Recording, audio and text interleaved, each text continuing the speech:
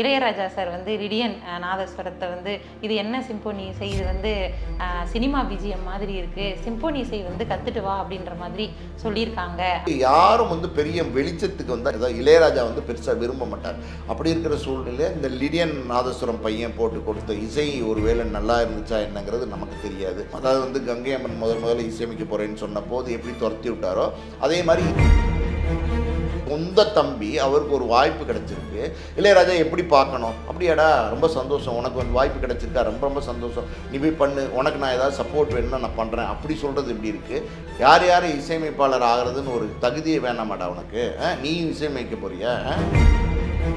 இளையராஜாவை வந்து பண்ணுற அட்டகாசங்கள் இருக்குது பார்த்தீங்களா, அதாவது வந்து பாடல்கள் போட்டு கொடுக்க மாட்டேன் அது சொல்லிட்டு இல்லை, சரி சரி போப்பா நான் பார்த்துக்கிறேன் அப்படிங்கிறது, ரெக்கார்டிங்க்கு உள்ளே வரக்கூடாதுன்னு சொல்கிறது யார்? டைரக்டர்களே. இப்படிலாம் இளையராஜா பண்ணும்போது எல்லாருமே வந்து என்ன இப்படி பண்ணுறாரு? பாரதி ராஜா போயிட்டாரு, இளையராஜா விட்டு பாலச்சந்தர் போயிட்டாரு, இளையராஜா விட்டு மணிரத்னம் போயிட்டாரு.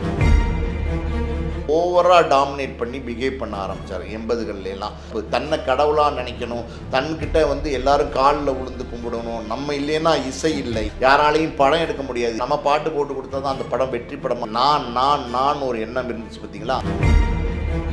வந்து இசையமைப்பாளர் தேவா வந்து என்னோட பாடல்களை 2K கிட்ஸ் வந்து யார் வேணால் பயன்படுத்தலாம், ஆனால் இன்னொரு பக்கம் இளையராஜா சாரையும் வந்து கம்பேர் பண்ணிட்டு இருந்தாங்க.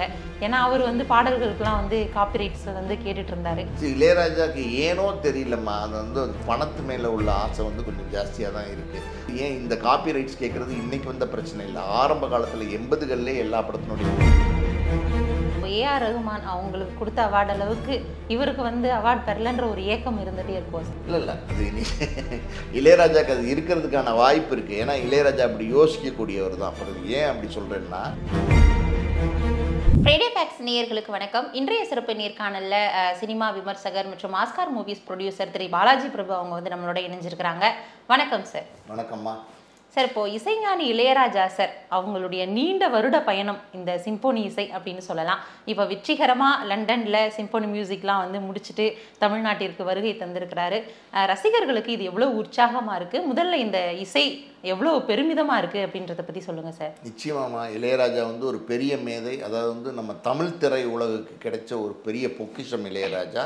இளையராஜா மாதிரி ஒரு மியூசிக் டைரக்டர், அதாவது பல ஆண்டுகளாக வந்து தமிழ் திரை உலகம் கிட்டத்தட்ட வந்து ஒரு 70 ஆண்டுகளுக்கு மேலே வந்து தொடர்ந்து படங்கள் எடுத்துகிட்டு இருக்காங்க. ஏன் 70-80 ஆண்டுகளுக்கு மேலே ஊமை படம், அதுலேருந்து பல படங்கள் வந்து பல வடிவங்களில் படம் மாறி மாறி வந்துட்டு இருக்கும்போது இளையராஜா மாதிரியான ஒரு மியூசிக் டைரக்டர் வந்து நம்ம வந்து ரொம்ப பெருமைப்படணும். இப்படி ஒரு மியூசிக் டைரக்டர் நம்ம தமிழுக்கு கிடைச்சது, தமிழ் படங்களுக்கு கிடைச்சது, தமிழ் திரையுலகுக்கு கிடைச்சது. அவர் போட்ட பாடல்கள் எல்லாமே அதாவது வந்து ஒவ்வொரு பாடலும் ஒவ்வொரு மாதிரியான பாடல்கள், மயக்கக்கூடிய பல பாடல்கள் போட்டிருக்காரு. அதாவது வந்து டூயட் போட்டிருக்காரு, குத்துப்பாட்டு போட்டிருக்காரு, எல்லா ஜானர்லையுமே பாட்டு போட்டிருக்காரு.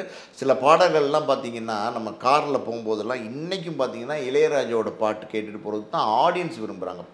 அதாவது வந்து அதிகமாக யார் பாடல்கள் காரில் கேட்டு போவாங்க அப்படின்னா இளையராஜா பாடல்கள் தான் கேட்டு போவாங்க. இன்றைக்கி இருக்கிற யூத், ஏன் 2K கிட்ஸ் கூட இளையராஜா பாடல்களை விரும்புகிறாங்க. அப்படி ஒரு அதாவது காலம் கடந்தும் பேசக்கூடிய பாடல்களை வந்து இளையராஜா போட்டிருக்காரு. அப்படிப்பட்ட ஒரு மேதை இன்றைக்கி வந்து சிம்போனி பண்ணிட்டு வந்திருக்கிறாரு. நம்ம தமிழர்களுடைய பெருமை வந்து நம்ம இளையராஜாவெல்லாம் நம்ம கொண்டாடணும். ஆனால் இந்த இடத்துல ஒரு விஷயம், வருத்தமான ஒரு விஷயம் என்னென்னா, அதாவது நம்மளுடைய தமிழ்நாடு கவர்மெண்ட் சார்பாக ஒரு வரவேற்பு கொடுக்கப்பட்டது. பிஜேபிக்காரங்க அதில் நிறைய பேர் இருந்தாங்க. தங்கம் தென்னரசு மினிஸ்டர்லாம் போயிருந்தார். ஆனால் வந்து இது வந்து இந்த வரவேற்பு வந்து பத்தாது இளையராஜாக்கு. அதாவது மிகப்பெரிய ஒரு உற்சாகமான வரவேற்பு வந்து இளையராஜாக்கு நம்ம கொடுத்துருக்கணும். நியாயமாக அப்படி தான் கொடுத்துருக்கணும். ஏஆர் ரஹ்மான் வந்து 2 ஆஸ்காரை வாங்கிட்டு நம்ம இந்தியாவுக்கு வந்தப்போ எப்படி நம்ம கொண்டாடணும், அப்படி ஒரு கொண்டாட்டம் வந்து இளையராஜாக்கு மிஸ்ஸிங் அப்படின்னு தான் நான் நினைக்கிறேன். காரணம் என்னென்னா, அந்த மாதிரியான ஒரு பெரிய கொண்டாட்டமே எங்கேயுமே தெரில. அவர் போட்டு வந்தார், அவர் வாட்டில் இருக்கிற மாதிரி தான் தெரியுது. சில பேட்டிகள்லாம் காணொலியில் கொடுத்துட்ருக்காரு. ஆனால் ஒரு கொண்டாட்ட மனநிலையில் இருக்காங்களா மக்கள் ரசிகர்கள் அப்படின்னா கம்மி தான். ஏன் அப்படின்னு தெரில. ஆனால் அவர் ரொம்ப சந்தோஷமாக இருக்கிற மாதிரி இல்லை, அவர் சந்தோஷமாக இருக்கார். அவர் எந்த விதத்துலையும் சந்தோஷமாக இல்லைன்னு நம்ம சொல்ல முடியாது. நான் என்ன சொல்ல வரதுன்னு விஷயம் என்னென்னா, ஒரு விஷயம், ஒரு ப்ரௌடான விஷயம், அதாவது ஒரு நம்மளுடைய தமிழ் மண்ணில் பிறந்த ஒரு இசைக்கலைஞன் அவங்க போய் லண்டனில் போய் சிம்போனி வடிவத்தில் ஒரு இசையை வந்து பண்ணிவிட்டு அதை முடிச்சுட்டு சக்ஸஸ்ஃபுல்லாக நம்ம மண்ணுக்கு திரும்பி வரும்போது அவருக்கு நம்ம கொடுக்க வேண்டிய வரவேற்பு எப்படி இருக்கணும், அந்த வரவேற்பு கொடுக்கப்படவில்லை இளையராஜாக்கு அப்படிங்கிறது என்னுடைய கருத்து. இப்போ இந்த வரவேற்பு தவறுறதுக்கு என்ன காரணமா இருக்கும் சார்? ஏன்னா அப்போ அவரே வந்து சொல்லியிருந்தாரு, என்ன சொல்லியிருந்தாருன்னா, ரசிகர்கள்லாம் வந்து என்ன தெய்வமா பார்க்குறாங்க, ஸோ ஏன் அளவிற்கு தெய்வத்தையே இறக்கிட்டாங்களா, நான் அப்படிலாம் இல்லை, சாதாரண மனுஷன்தான் அப்படின்ற மாதிரி அவர் சொல்லியிருப்பாரு. ஸோ தெய்வமா பார்க்கக்கூடிய ரசிகர்கள் ஏன் வரவேற்கிறதுக்கு கூட வர முடியலையா, என்ன காரணமா இருக்கும்? இல்லை, என் அளவுக்கு தெய்வத்தையே இறக்கிட்டாங்களான்னு சொல்கிற இதே இளையராஜா ஒரு காலத்தில் தன்னை கடவுளாக நினச்சிக்கிட்டார். இதுதான் உண்மை. அதாவது 80களில் பிகினிங்ல எல்லாம் பார்த்தீங்கன்னா, அதாவது இளையராஜா விட்டால் வேறு மியூசிக் டைரக்டரே கிடையாதுங்கிற ஒரு காலகட்டம் இருந்துச்சு. அப்படி ஒரு காலகட்டத்தில் எல்லாருமே, அதாவது வந்து எல்லா தயாரிப்பாளர், எல்லா இயக்குனர்கள், யாரும் ஒருத்தர் 2 பேர் நம்ம சொல்ல முடியாது, அத்தனை பேரும் போய் இளையராஜா காலில் விழுந்தாங்க. எங்களுக்கு ஒரு படம் பண்ணி கொடுங்க, எங்களுக்கு ஒரு படம் பண்ணி கொடுங்கன்னு. இந்த காலில் விழுகிறதெல்லாம் பார்த்தீங்கன்னா இளையராஜா விரும்பினார். புரியுது உங்களுக்கு? சந்தோஷமாக நினச்சார். அதாவது வந்து அவர் எப்படியோ அது ஒரு ஃபீலிங், அது அந்த எண்ணங்கள் எப்படி அவருக்கு வந்துச்சுன்னு தெரில, அதை வந்து பெருமையாக நினச்சாரா என்னன்னு தெரில, அப்படி எதிர்பார்த்தார்.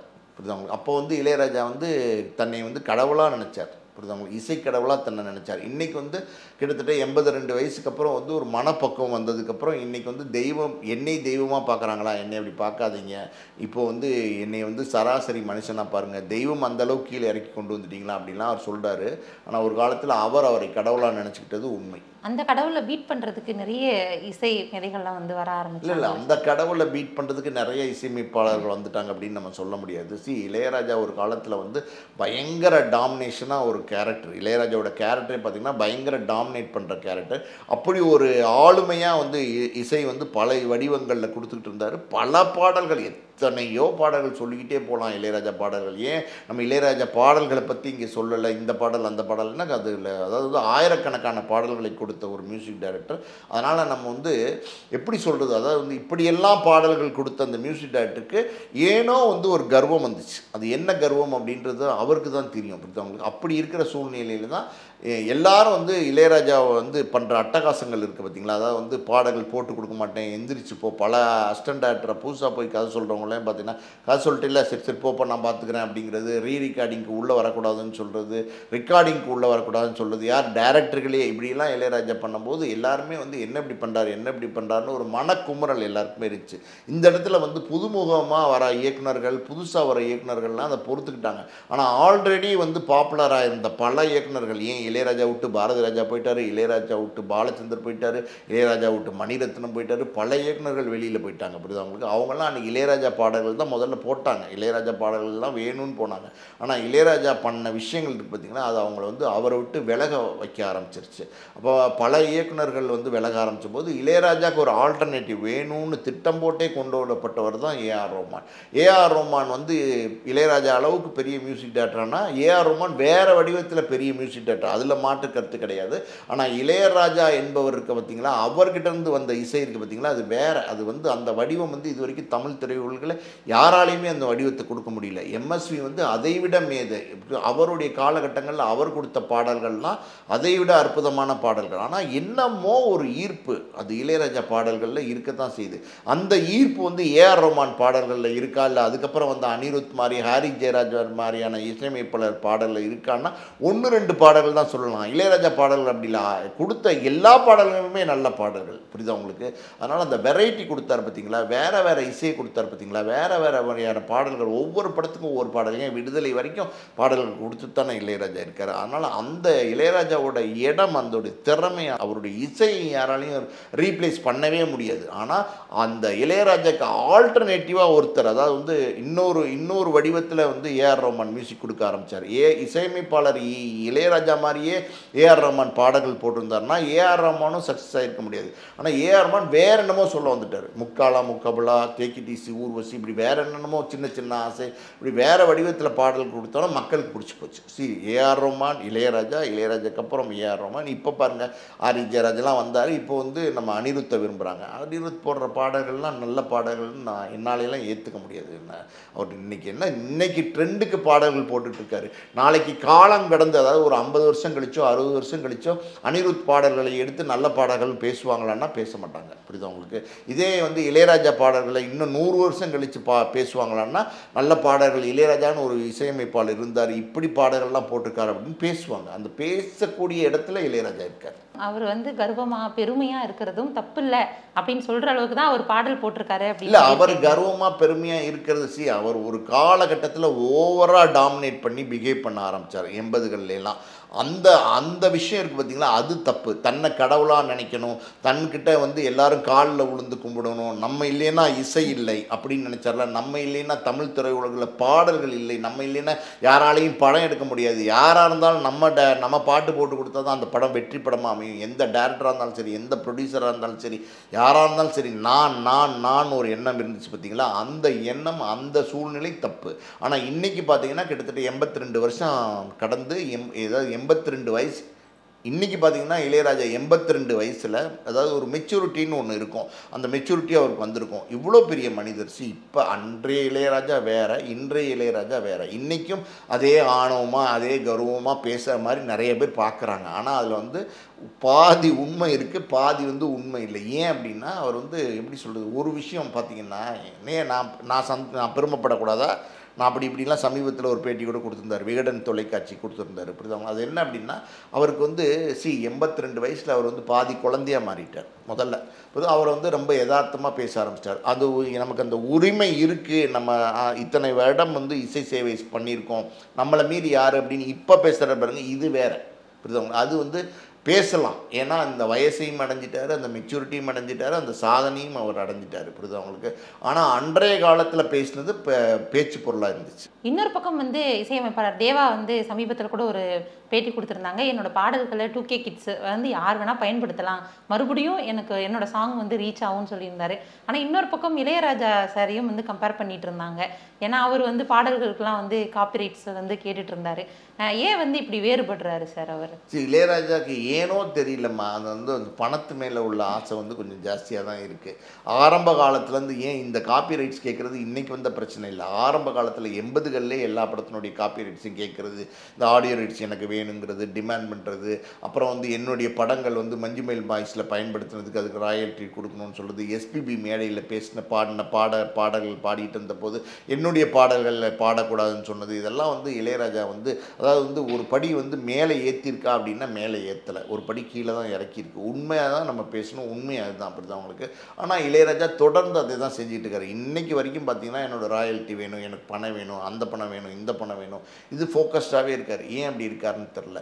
இவ்வளோ பெரிய மேதை, எத்தனையோ விஷயங்களை சாதனை பண்ணவர், எத்தனையோ வந்து வருமானங்களை ஈட்டியவர், பல கோடிக்கு இன்றைக்கி அதிபதியாக இருக்கிறார் இளையராஜா. அதில் அவர் சம்பாத்தியே கஷ்டப்பட்டு சம்பாரித்து உழைச்சி சம்பாரித்த பணம், அதில் ஒன்றும் நம்ம சொல்ல போகிறதில்ல. ஆனால் வந்து இதெல்லாம் வந்து சின்ன சின்ன விஷயங்கள். இப்போ நான் அடுத்த ஜென்ரேஷன், இப்போ தேவா சொல்லியிருக்காருல, என்னுடைய பாடல்களை அடுத்த ஜென்ரேஷன் ரசிக்கிறாங்களா, என்னுடைய பாடல்களை வந்து இப்போ இருக்கிற 2K கிட்ஸ் ரசிக்கிறாங்களா, இந்த குழந்தைகள் கேட்குறாங்களா, இந்த குழந்தைகள் சந்தோஷப்படுறாங்களா அப்படின்னும் போது எனக்கு அது பெருமையாக இருக்குது. எனக்கு ராயல்ட்டி வேணான்னு சொல்லியிருக்காரு. அந்த பெருந்தன்மை இளையராஜாக்கு ஏன் இல்லாமல் போச்சுன்னு தெரில. ஆனால் இன்றைக்கும் ராயல்ட்டி வேணும், காசு வேணும், இப்படி தான் இளையராஜா இருக்கார். இன்னொரு பக்கம் பார்த்தோம் அப்படின்னா நிறைய இடங்களில் முரண்படுறது அப்படின்றத தாண்டி கவிஞர் வைரமுத்துவும் இவரும் கூட வந்து நிறைய ப்ராஜெக்ட் வந்து பண்ணிட்டு இருந்தாங்க. ஆனால் அவங்களுக்குள்ளேயும் ஒரு விரிசலாகி அவர் வெவ்வேறு பாதைகளில் பயணிக்கிறதுக்கான காரணம் என்ன? கவிஞர் வைரமுத்துவை இளையராஜா தான் அறிமுகப்படுத்தினார். பாடல் வாய்ப்பு வந்து கவிஞர் வைரமுத்துக்கு இளையராஜா கொடுத்தாரு. ஆனால் இங்கே என்னென்னா, ஒரு காலகட்டத்துக்கு அப்புறம் எல்லா பாடல்களும் இந்த காம்பினேஷன், இளையராஜா வைரமுத்து காம்பினேஷன் பயங்கர சக்ஸஸ் ஆகி எல்லா பாடல்களும் மிகப்பெரிய பிரபலமான பாடல்களாக மாறும்போது வைரமுத்துக்கும் ஒரு ஈகோ ப்ராப்ளம் வருது. எப்படி இளையராஜாக்கு ஈகோ ப்ராப்ளம் ஒன்று வருதோ, அதே மாதிரி வைரமுத்துக்கும் ஒரு ஈகோ ப்ராப்ளம் வருது. அது என்ன அப்படின்னா, அதாவது வந்து நான் எழுதுகிற பாட்டுக்கு தான் என்னுடைய பாடல்களால் தான் வந்து இந்த பாட்டு வெற்றி அடையுதுன்னு அவர் பேச ஆரம்பிச்சிட்டார் ஒரு பக்கம். இளையராஜா என்ன சொல்கிறாரு, என்னுடைய இசை தான் வந்து வெற்றி அப்படிங்கிறாரு. ஸோ இந்த ஈகோன்னு ஒன்று வந்துருச்சு வச்சுங்க. ரெண்டு பேருமே பெரிய கலைஞர்கள் தான், அதில் ஒன்றும் மாற்றுக்கிறது கிடையாது. வைரமுத்துவை நம்ம குறைச்சி மதிப்பிட முடியாது. இந்த ஈகோ வந்தபோது அந்த உறவு, அந்த நட்பு, அந்த பயணம் வந்து ஆட்டோமேட்டிக்காகவே பிரேக் ஆயிரும். அப்படி தான் அது உடஞ்சி போச்சு. இளையராஜாக்கு என்ன ஈகோ இருந்துச்சோ அதே ஈகோ வைரமுத்துக்கும் இருந்துச்சு, அதனால இது உடஞ்சி போச்சு. ஆனால் இளையராஜா சாருமே பாடல்களை எழுதிட்டு இருக்கிறவர் தானே சார்? இந்த இளையராஜா சார் பாடல்கள் எழுதிட்டு இருக்காருன்னா நிறையா படங்களுக்கு அவர் எழுதியிருக்கிறார், அவ்வளோதான். அவர் வந்து பாடல்கள் எழுதுவது அவருடைய தொழில் அல்ல. அதாவது அந்த ட்ராவலில் சில படங்களுக்கு நம்ம எழுதலாம்னு நினச்சிருப்பார், எழுதியிருப்பார். சில படங்களுக்கு இந்த வாய்ஸ் வந்து நம்மளே கொடுக்கலாம்னு நினச்சிருப்பார். சில பாடல்களை அவரே பாடியிருக்காரு, அற்புதமான பாடல்கள்லாம் பாடியிருக்காரு. அவரோட வாய்ஸுக்கு மயங்காத ஆளுங்களே கிடையாது. அப்படி ஏதோ ஒரு பிறவி கலைஞர்மா இளையராஜா. அதனால் வந்து சில குறைகள் இருந்தால் கூட அதை நம்ம வந்து விட்டுட்டு போகிறது தான் நல்லது. ஒருவேளை அவருக்கும் வந்து இப்போ ஏஆர் ரகுமான் அவங்களுக்கு கொடுத்த அவார்டு அளவுக்கு இவருக்கு வந்து அவார்டு பெறலன்ற ஒரு ஏக்கம் இருந்துகிட்டே இருக்கும் சார். இல்லை அது இளையராஜாக்கு அது இருக்கிறதுக்கான வாய்ப்பு இருக்குது. ஏன்னா இளையராஜா அப்படி யோசிக்கக்கூடியவர் தான். அப்புறம் ஏன் அப்படி சொல்கிறேன்னா, அதாவது கங்கை அமரன்லாம் பார்த்தீங்கன்னா ஆரம்ப காலத்தில் இளையராஜாவோட சேர்ந்து பயணம் பண்ணிகிட்டு இருந்தார். அதாவது வந்து இளையராஜா ட்ரூப்பில் வந்து கங்கை அமரன் இருந்தார், நிறையா பாடல்கள் எழுதினார். அந்த காலகட்டங்களில் நிறையா இளையராஜாவுக்கு உதவியாளர் மாதிரி இருந்து பண்ணிகிட்டு இருந்தார், மியூசிக் ஹெல்ப் மாதிரி பண்ணிகிட்டு இருந்தார். ஒரு காலகட்டத்துக்கு அப்புறம் கங்கை அமரனுக்கே தனியாக இசையமைக்கக்கூடிய வாய்ப்பு கிடைக்கிது. அப்போ கிடைக்கும்போது கங்கை அமரன் வந்து இளையராஜாட்ட சொல்கிறார், அண்ணா இந்த மாதிரி எனக்கு வந்து வாய்ப்பு கிடைச்சிருக்கு, நான் அந்த படத்துக்கு இசை பண்ணலான் இருக்கேன் அப்படின்னு சொன்னோன்னே இளையராஜா என்ன தெரியுமா பண்ணியிருக்காரு, அப்படியா எல்லாத்தையும் வை, அப்படியே வை, இன்ஸ்ட்ருமெண்ட்லாம் அப்படியே வை அப்படின்ட்டு இருக்காரு. என்னண்ணா அப்படின்னு கேட்டிருக்காரு. இல்லை வைப்பா நீ வை, எல்லாத்தையும் அப்படியே வாசிக்கிட்டு இருந்தது அப்படியே வச்சிரு அப்படின்ட்டு இருக்காரு. இவருக்கு ஒன்றுமே புரியல, என்னண்ணா அப்படின்ற. யார் இசையமைப்பாளர் ஆகிறதுன்னு ஒரு தகுதியை வேணாமாடா உனக்கு, நீயும் இசையமைக்க போறியா, அப்படியே படம் எடுக்க இசையமைக்க போறியா, சரி கிளம்பு போ அப்படின்னு சொல்லி அவரை அனுப்பிச்சி விட்டார். அதாவது வந்து சொல்லப்போனால் துரத்தி விட்டார் அப்படின்னு சொல்லலாம். இப்படி சொந்த தம்பி, அவருக்கு ஒரு வாய்ப்பு கிடச்சிருக்கு. இளையராஜா எப்படி பார்க்கணும், அப்படியாடா ரொம்ப சந்தோஷம், உனக்கு வந்து வாய்ப்பு கிடச்சிருக்கா, ரொம்ப சந்தோஷம், நீ போய் பண்ணு, உனக்கு நான் ஏதாவது சப்போர்ட் வேணும்னா நான் பண்ணுறேன் அப்படி சொல்கிறது எப்படி இருக்குது. இதெல்லாம் நீலாம் ஒரு இசையமைப்பாளரா அப்படின்னு சொல்லி திட்டி அனுப்புறது எப்படி இருக்குது. ஒருவேளை ஒரு பயமாக கூட இருக்கலாம், என்ன பயம், மீறி வந்துருவாங்க. யாருமே இளையராஜா மீறியெல்லாம் வர முடியாது, புரியுதா உங்களுக்கு. நான் இப்போ கூட சொல்கிறேன், ஏஆர் ரஹ்மான் வந்து இளையராஜாவுக்கு ஒரு ஆல்டர்னேட்டிவாக கொண்டு வரப்பட்ட ஒரு மியூசிக் டைரக்டர் தான். ஆனால் இளையராஜாவோட இசையை வெளிப்படையாகவே சொல்கிறேன், இளையராஜாவுடைய இசையை, இளையராஜா கொடுத்த பாடல்களை ஏஆர் ரஹ்மான் கொடுத்துட முடியுமானா முடியாது. ஏஆர் ரஹ்மான் வேற ஒரு ஸ்டைலில் பாடல்கள் கொடுக்கக்கூடிய இசையமைப்பாளர். இளையராஜாவையும் ஏஆர்எம்மையும் எந்த காலத்துலேயும் நம்ம ஈக்குவலாக வச்சு பேச முடியாது, புரியுதா உங்களுக்கு. இளையராஜா வந்து ஒரு பெரிய வெற்றியை கொடுத்தாரு, அதே மாதிரி வேற ஒரு வடிவத்தில் ஏஆர் ரஹ்மான் ஒரு பெரிய வெற்றியை கொடுத்தாரு. அதனால் ஏஆர் ரஹ்மான் வரவுக்கு அப்புறம் இளையராஜாவோட மார்க்கெட் கொஞ்சம் கொஞ்சமாக குறைஞ்சிச்சு, அப்படி வேணால் சொல்லலாமே தவிர இளையராஜாவோட இடத்தை ஏஆர் ரஹ்மான் அடைஞ்சிட்டாருன்னா நிச்சயமாக அடையவே முடியாது. என்ன அப்படின்னா, அவரை குருநாதராக ஏற்றுக்கிட்ட ரொம்ப ஒரு டேலண்டான ஒரு பையன்தான் வந்து லிடியன் நாதஸ்வரம். அவங்க குறித்தும் சில சர்ச்சைகள் வந்து பரவிட்டு இருக்கு. இளையராஜா சார் வந்து லிடியன் நாதஸ்வரத்தை வந்து இது என்ன சிம்போனி இசை, இது வந்து சினிமா பிஜிஎம் மாதிரி இருக்கு, சிம்போனி இசை வந்து கத்துட்டு வா அப்படின்ற மாதிரி சொல்லியிருக்காங்க அப்படின்ற ஒரு விஷயம் சிலர் வந்து பாசிட்டிவாகவும் எடுத்துக்கிறாங்க, சிலர் நெகட்டிவாகவும் எடுத்துக்கிறாங்க. என்னதான் சார் நடந்திருக்கு? ரெண்டு விதமாகவும் சொல்லலாமா, ஒன்று பாசிட்டிவாகவும் சொல்லலாம், ஒன்று நெகட்டிவாகவும் சொல்லலாம். பாசிட்டிவாக என்ன சொல்லலாம்னா, கிட்டத்தட்ட 82 வயசுக்கு மேலே இவ்வளோ சாதனைகள் படுத்தி இத்தனை வருஷங்கள் ட்ராவல் பண்ணியிருக்காரு இளையராஜா. அவரே சொல்லியிருக்காரு, ஒவ்வொரு கட்டமும் ஒவ்வொரு காலகட்டமும் நான் ஒவ்வொரு மாதிரி கஷ்டப்பட்டு அதை ஒவ்வொன்றையும் கற்றுக்கிட்டு இசையை கற்றுக்கிட்டு நான் வந்து ட்ராவல் பண்ணி வந்திருக்கேன்னு. இப்போ வந்து லிடியன் நாதஸ்வரங்கிற பையன் வந்து சின்ன பையன், ஓகேவா. அந்த பையனுக்கு சிம்போனி ஆசை பண்ணணும்னு வந்த எண்ணங்கள் வந்து தப்பு கிடையாது, அந்த ஆசையும் தப்பு கிடையாது, அவருடைய முயற்சிகளும் நியாயமானதாகவே இருக்கலாம். ஆனால் இளையராஜாட்ட போய் அதை போட்டு காமிச்சிருக்கும் போது அவர் என்ன சொல்லியிருக்காரு, அவரோட கருத்தை சொல்லியிருக்காரு. அவர் என்ன லிடியன் நாதஸ்வரங்கிற பையன் போய் இளையராஜாட்ட போய் இந்த பாட்டை போட்டு காமிச்சு, அந்த இசையை போட்டு காமிச்சு அவர் கேட்டிருக்காரு, எப்படி சார் இருக்குது அப்படின் போது இளையராஜா சொல்லியிருக்காரு, இது வந்து சாதாரண ஒரு சினிமா போடுற இசை மாதிரி இருக்குது, ஒரு பின்னணி இசை மாதிரி இருக்குது, இது ஒரு சிம்போனிக்கான இசை கிடையாது. நீ முதல்ல வந்து சிம்போனினா என்னன்னு தெரிஞ்சுட்டு, சிம்போனினா என்னன்னு படிச்சுட்டு, தெரிஞ்சதுக்கப்புறம் நீ வந்து லேர்ன் பண்ணிவிட்டு நீ போடு அப்படின்னு சொல்லி அட்வைஸ் பண்ணி சொல்லி அனுப்பிச்சிருக்காரு. அந்த போட்டு காமிச்ச அந்த இசை வடிவம் இருக்கு இல்லையா, அது எந்த அளவுக்கு இருந்துச்சுங்கிறது நீங்களும் இது வரைக்கும் கேட்கல, நானும் இது வரைக்கும் கேட்கல, புரியுது உங்களுக்கு. அதனால் இளையராஜா மட்டும் அது கேட்டிருக்காரு. கேட்டதுனால அவரோட கருத்தை அவர் சொல்லியிருக்காரு. அதில் வந்து நம்ம தப்பு சொல்லலாமா சொல்ல முடியாதுன்னா அது அவருடைய கருத்து, ஓகேவா. இன்னொரு பக்கம் நீங்கள் வந்து நெகட்டிவாக நம்ம சொல்லலாம்னா, அவருடைய தம்பி இசையமைப்பாளராக வந்தபோதே அவருக்கு வந்து பொறுக்கலை, அவருக்கு வந்து பிடிக்கலை, புரியுதவங்க. நீ எல்லாம் ஒரு இசையமைப்பாளராக அப்படிங்கிற மாதிரியான பேச்செல்லாம் இருந்துச்சு. அப்படி இருக்கும்போது யாரும் வந்து பெரிய வெளிச்சத்துக்கு வந்தால் இசையமைப்பாளர் வந்து பெருசாக அதாவது இளையராஜா வந்து பெருசாக விரும்ப மாட்டார். அப்படி இருக்கிற சூழ்நிலையில் இந்த லிடியன் நாதஸ்வரம் பையன் போட்டு கொடுத்த இசை ஒருவேளை நல்லா இருந்துச்சா என்னங்கிறது நமக்கு தெரியாது. அது வந்து அவர் என்ன நோக்கத்தில் சொன்னார் அப்படின்னா, இந்த மாதிரி வந்து சொல்லியும் இருக்கலாம். அதாவது வந்து கங்கை அம்மன் முதல்ல இசையமைக்க போகிறேன்னு சொன்ன போது எப்படி துரத்தி விட்டாரோ அதே மாதிரி இதுக்கும் ஒரு விமர்சனம் சொல்லியிருக்கலாம். எது உண்மைங்கிறது வந்து இந்த லிடியன் நாதஸ்வரங்கிற பையன் வந்து இசை போட்டால் தான் தெரியும். அடுத்து வந்து அவர் இசை ப்ராசஸ் வந்து ரொம்ப சின்சியராக பண்ணிட்டு தான் சார் இருக்காரு. இல்லை, பண்ணிட்டு இருக்கட்டும், அதில் ஒன்றும் தப்பு இல்லை. ஒருத்தவங்க ஒரு கருத்து சொன்னால் அந்த கருத்தில் சில விஷயங்கள் நியாயங்கள் கூட இருக்கலாம். அந்த கருத்தில் சில கருத்துக்களை வந்து ஏற்றுக்கவும் செய்யலாம், அதை வந்து திருத்திக்கவும் செய்யலாம். இல்லை நம்ம செய்கிறது கரெக்டுங்கிற எண்ணமும் அவங்களுக்கு இருக்கலாம். அதனால் அவருடைய விஷயம் லிடியன் நாதஸ்வரங்கிறவருடைய தனிப்பட்ட கருத்து அது. அதுக்கு நம்ம கருத்து சொல்ல முடியாது. அவர் தொடர்ந்து போடட்டும். அந்த இசை வந்து பெரிய லெவலில் பேசப்படலாம். அது யாருக்கு தெரியும்? இப்போ திடீர்னு ஏஆர் ரஹ்மான் வந்து இளையராஜா வாங்க முடியாத ஆஸ்கார் ஏஆர் ரஹ்மான் வாங்கிட்டு வரலையா? அதுவும் 2 அவார்டு வாங்கிட்டு வரலையா? அதனால் யார் எங்கேருந்து எப்போ வருவாங்கன்னு யாருக்குமே தெரியாது. திறமைங்கிறது யாராலையும் மறைச்செல்லாம் வைக்க முடியாது, யாராலையும் தடுக்கவும் முடியாது. உண்மையான திறமை இருந்துச்சுன்னா அதை வந்து ஆட்டோமேட்டிக்காக உடைச்சிட்டு வெளில வரும். இன்னைக்கு இசைஞானி இளையராஜா சார் பற்றியும் சிம்பொனி இசை அதோடைய பின்னணி தகவல்கள் பற்றி நிறைய விஷயங்கள் வந்து இன்றைக்கு எங்களோட பகிர்ந்து கொண்டதற்கு நன்றி சார். நன்றிமா.